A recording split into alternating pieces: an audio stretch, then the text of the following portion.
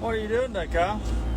Well, I'm glad you asked. I'm on a 313F, and it is the weakest new machine you have ever been on.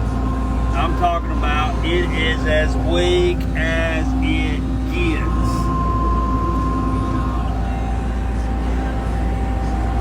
I mean, it really is.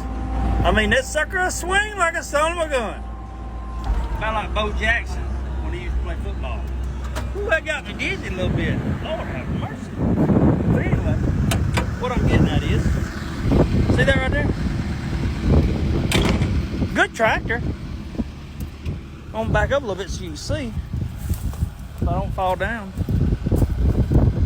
It's like the undercarriage is not long enough to handle the tractor. It don't really have a lot of power. 24 foot. It's 23 foot if you go out from the end of this track to the tip of that tooth, stretched all the way out, just like that. It's 24 foot this way to me, sorry. It's 23 foot this way. But it is quick. If you're going back out with the bucket, it will pick the tail end of this tractor up in the air. It's so quick. It's just crazy. I'm gonna see if I can demonstrate so you know. But there it went. It just rocked. Any movement, if you want to be real quick with it, if you can't be smooth, I'm telling you, I have tried, and I'm not a beginner. I'm not bragging, but I've been doing it a while. I know how to run a hoe. I know how to keep it smooth and steady, and I know how to be quick and smooth and steady. You cannot be quick and steady with this tractor. You have to be slow and gentle with it. If not, it's going to rock. And it's just like a Komatsu. For the one that's been on Komatsu. You ever been running it and all of a sudden you get that little feeling? It's just shaking. And the arms will do that right there, and you're not even running it. This one will do it worse. I don't know. Which I guess it could be a good thing. I just ain't figured out a reason for it to happen and it be a good thing for you. But I don't really know. If someone gave me this machine, brand spanking new, you can have it, Kyle. You don't know what time. I don't know if I could take it. I probably would take it, but I probably wouldn't want to run it all the time. I would run my 315L, and it's a 96 model. I'd run it before I'd run this one. But on the 315, I don't have no front glass, and this piece right here is bowed down from where a big old pine tree come through, which was my fault. But out of thousands and thousands of trees I fell, never had one hit the cab even come close. That one time it happened, so it can happen. And if you don't believe me, go back and find it in my video. It's there. But anyway, I just want to make this little video about this tractor. Every tractor has its negatives, and they all have their positives. But this one ain't got too many positives. You cannot curl your bucket. See how slow that is? That's wide open. And then you stop and it just shakes the whole tractor. Right there. It's barely touching the ground. It will stop the tractor.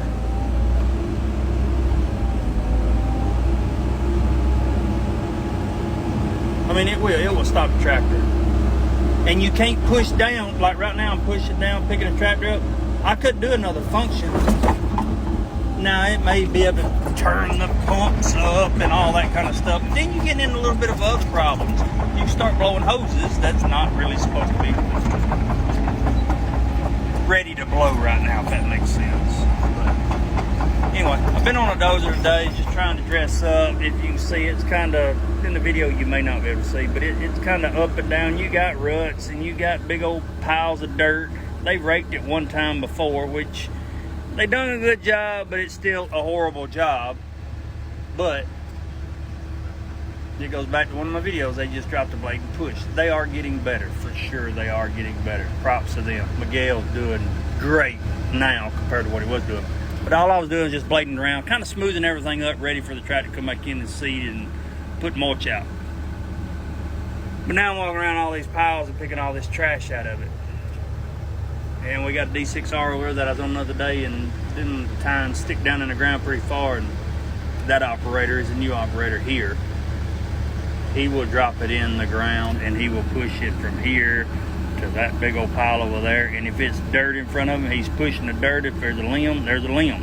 But it's going to be a big pile of dirt when he stops. So you got to go back and pick through all that, and it's aggravating. And this machine, it don't want to pick up all that well. One other negative, and it's the dangerous thing about this tractor with a coupler on it, and I'll show you real quick. I don't know if you ever run tractors. You see how close that is? It will slap that cab. I got to stop because it will slap that cab when I open this bucket up just a little bit. Hold on. It'll slap the cab. I can't come in. You can already see. Done popped the light off. So you got to be careful. When you add a coupler on a machine and then you change teeth or anything, that's going to add about another foot to it. And as you can see, well, that says use keypad to start it. But there it is.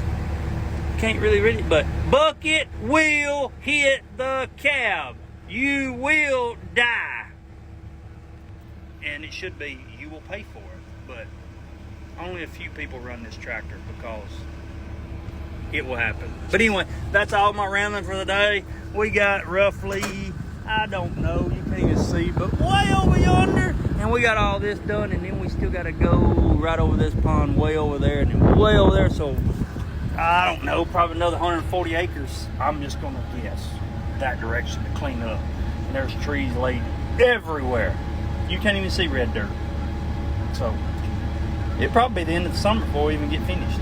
I believe they will still be burning piles out here at the end of summer. But, somebody has to be here. Anyway, waiting for the truck to get here.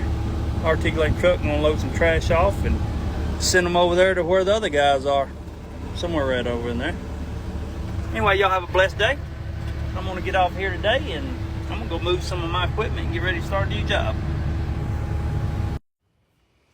Well, what are you doing now, Kyle? Well, I'll tell you exactly what I'm doing. I'm having to hold a flashlight and fill up my excavator because it never was filled back up after it got busted. And I needed to move it today to a job and get started tearing down the house. And it's just been one thing after another. One thing after another. But at least I was able to help out a little bit with letting them use my tractor. But now I gotta put hydraulic fluid in it. Ain't no telling how long it was run with no hydraulic fluid. It won't even walk. But anyway, we're gonna take these boats off. We're gonna fill this thing up so I can have it moved first thing tomorrow. Well, when I get off of work tomorrow and not have to move it at nighttime. All right, she is full. She is just a little bit over the line, but I do have it curled in and everything. So now to put these boats and this cover back on there. And yes, it is easier pouring it in there than it is this little hole right there and there. But if you put it in that one, you got to filter. So it takes a long time for the fuel to run down. So you got to make sure you got the right one. All right, well, she's buttoned back up. And now I got to get a pin because I lost the pin out of my thumb. One of these days I'm going to get that cab fixed. But anyway, I'm going to call it a night. It's 8:49 and I'm tired. So I hope y'all have a wonderful and blessed Monday afternoon or evening.